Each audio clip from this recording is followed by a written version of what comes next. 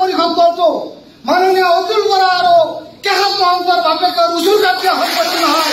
এইটো আমাৰ অসম গণ পৰিষদৰ আঞ্চলিক দল, আমাৰ কেন্দ্ৰৰ দল, আমি গঠন কৰা মৰমৰ দল।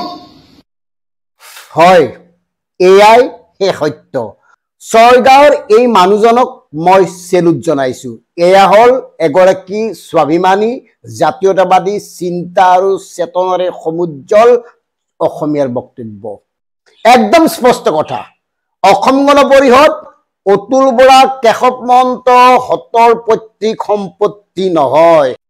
এয়া অসমৰ লাখ লাখ জাতীয়তাবাদী মানুহে গঠন কৰা নিজৰ আপোন দল। অসমীয়া মানুহৰ তেজ মঙহেৰে গঢ়ি তোলা মৰমৰ আঞ্চলিক দল, অথচ এওঁলোকে ক্লাবত পৰিণত কৰি পেলাইছে। গতিকে এই যিটো জাগৰণ অসম গণ পৰিষদৰ নেতৃত্বৰ বিৰুদ্ধে সমগ্ৰ অসমৰ প্ৰান্তে প্ৰান্তে আৰম্ভ হ'ব লাগে, তেতিয়াই যদি অসম গণ পৰিষদটো বাচি থাকে। আৰু মই ছয়গাঁৱৰ সেই বিশিষ্ট লোকসকলক অনুৰোধ জনাইছো, আপোনালোকে নেতৃত্ব লওক। অসমৰ বিভিন্ন প্ৰান্তে প্ৰান্তে দাবী উত্থাপন কৰা হওক যে তেওঁলোকে অসম গণ পৰিষদ নামটো অসমীয়া লোকক উভতাই দিব লাগে। অৱশ্যে উভতাই দিয়াৰ কথাই আহিব নালাগে, তেওঁলোককহে অসম গণ পৰিষদ দলৰ পৰা উলিয়াই দিব লাগে। এটা আন্দোলন কৰক। অসম গণ পৰিষদ দলৰ তৃণমূল পৰ্যায়ত থকা স্বাভিমানী অসমীয়াসকলে এই আন্দোলনৰ নেতৃত্ব দিয়ক আৰু ইয়াৰ জৰিয়তে অতুল কেশৱ বীৰেনহঁতক অসম গণ পৰিষদৰ পৰা বহিষ্কাৰ কৰি এটা নিজাববীয়াকৈ নতুনকে আৰম্ভ কৰক অসম গণ পৰিষদৰ জাতীয়তামুখী অভিযান।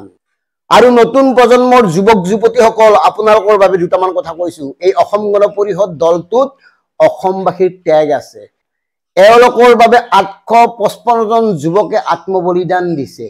এওঁলোকৰ বাবে অসমৰ অগণিত লোকে নিৰ্যাতন সহ্য কৰিছে। পংগুত্ব জীৱন আঁকোৱালি লৈ এতিয়াও জীৱনৰ শেষ সময়ত উপনীত হৈ জয় অসম বুলি চিঞৰিয়ে আছে।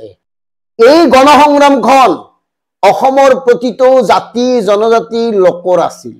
এই গণসংগ্ৰামখনে প্ৰতিনিধিত্ব কৰিছিল অসম আৰু অসমীয়াৰ জাতিসত্তাক, কিন্তু এওঁলোকে এতিয়া সকলোবোৰ জলাঞ্জলি দি কেৱল নিজৰ বাবে সকলোবোৰ কৰি গৈছে, নিজৰ বাবে অসম গণ পৰিষদ দলটোক ব্যৱহাৰ কৰি আছে। আৰু এয়া আটাইতকৈ লজ্জাজনক কথা অসমীয়া জাতিৰ বাবে। আৰু সেইবাবে ইয়াৰ পৰা পৰিত্ৰাণ পাবৰ কাৰণে এই কুলাংগাৰ কেইটাক উলিয়াই দিব লাগে। অতুল কেশৱ, শুনি লওক, বাতৰিটো চাই লওক। আপোনালোকৰ হৈ ওকালতি কৰিবলৈ যোৱা এগৰাকী ব্যক্তিক, আপোনালোকৰ প্ৰতিনিধিক ছয়গাঁৱত খেদি খেদি উত্তম মাধ্যম দিছে। সুযোগ পালে হয়তো আপোনালোককো দিব, কিন্তু আপোনালোকৰ নিৰাপত্তা ৰখি থাকে নহয়। গতিকে সাৱধান, এনেকুৱা দিন আপোনালোকৰো আহিব যে খাটাং। সমগ্ৰ অসমৰ বিভিন্ন প্ৰান্তত থকা অসম গণ পৰিষদৰ নিস্বাৰ্থ সেৱকসকলক আমি কৰজোৰে অনুৰোধ জনাইছো, প্ৰতিটো মণ্ডল, প্ৰতিটো আঞ্চলিক বা প্ৰতিখন জিলাৰ বিষয়ববীয়াসকলে এওঁলোকৰ বিৰুদ্ধে প্ৰস্তাৱ গ্ৰহণ কৰক যে তোমালোকে ওলাই যোৱা, অসম গণ পৰিষদ অসমীয়া জাতিক ঘূৰাই দিয়া। একদম চিধা কথা। কাৰণ অসম গণ পৰিষদৰ নাম লোৱাৰ নৈতিক অধিকাৰ এইকেইজনৰ নাই। এইকেইজনে যি পাপ কৰি আছে, সেই পাপৰ ভাগ অসমৰ শ শ লাখ লাখ জাতীয়তাবাদী মানুহে গ্ৰহণ নকৰে। এওঁলোকে যি ধৰণে অসমীয়া জাতিটোক বঞ্চনা কৰি আহিছে, প্ৰতাৰণা কৰি আহিছে, বাৰে বাৰে জাতিসত্তাক অপমান কৰি আহিছে, এই পাপৰ ভাগ অসমবাসীয়ে গ্ৰহণ নকৰে। একদম চিধা কথা। সেয়ে কৈছো, অতুল কেশৱ, তোমালোকে ওলাই যোৱা। যি মন যায় তাকে কৰা, যি ইচ্ছা তাকে কৰা, আমি নকওঁ, সময় কিন্তু কব। কিন্তু আমি আজি কৈছো, তোমালোকে কিবা বেলেগ দল গঠন কৰা, বেলেগত যোৱা, দৰকাৰ হলে ডাইৰেক্ট বিজেপি হোৱা, আমাৰ কবলগীয়া নাই। কিন্তু অসম গণ পৰিষদক এই কাম নকৰিবা, ব্যৱহাৰ নকৰিবা। 26ত অসম গণ পৰিষদৰ নামত তোমালোকে নিৰ্বাচন নেখেলিবা। একদম চিধা কথা। গতিকে অসমৰ সচেতন সংগ্ৰামী জাতীয়তাবাদী চিন্তাৰ লোকসকল, বাধ্য কৰক এওঁলোকে যাতে অনাগত সময়ত অসম গণ পৰিষদৰ নামত নিৰ্বাচন খেলি পুনৰ বিজেপিৰ লগত একেলগ হৈ চৰকাৰ গঠন কৰি জাতীয়তাক বাৰে বাৰে অপমান কৰি থকাৰ সুযোগ আৰু লাভ কৰিব নোৱাৰে। গতিকে প্ৰিয় দৰ্শক, আজি আমি বেছি নকওঁ। ছয়গাঁৱৰ সেই সচেতন লোকজনে কোৱা মতে অসম গণ পৰিষদ অতুল কেশৱহঁতৰ দেউতাকৰ বিয়াত উচুৰগাত পোৱা দল নহয়। একদম স্পষ্ট কথা। সেইকাৰণে এওঁলোকক উলিয়াই দিব লাগে।